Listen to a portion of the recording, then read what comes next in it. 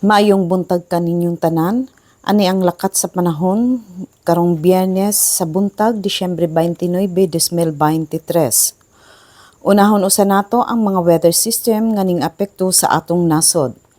Sa pagkakaron, padayong gihapon ang hanging amihan o northeast monsoon nga makaapekto sa northern ug central Luzon. Ug ang mainiton nga hangin gikan sa silangan o gitawag kini nga easterlies nga makaapekto sa ubang bahin sa atong nasod. Samtang ang dakbayan ug lalawigan sa Surigao del Norte, Siargao Island ug Dinagat Province diin makasinati og usahay pagdag-om ngadto na sa mapanganuron nga kalangitan, inubanan sa pagpatak-patak nga pag-ulan, kilat ug pagpanalugdog tungod kini sa easterlies ug localized thunderstorm.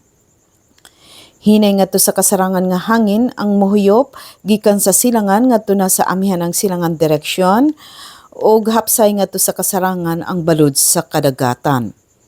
Ang sukod sa temperatura diri sa Surigao del Norte gikan sa 24.6 ngadto na sa 30.8 antas sentigrado.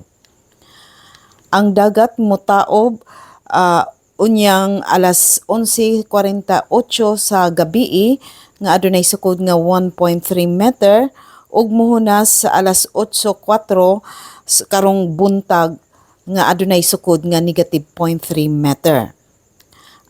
Og wala tay gale warning nga giisa diri sa Surigao del Norte ug ubang bahin sa Mindanao.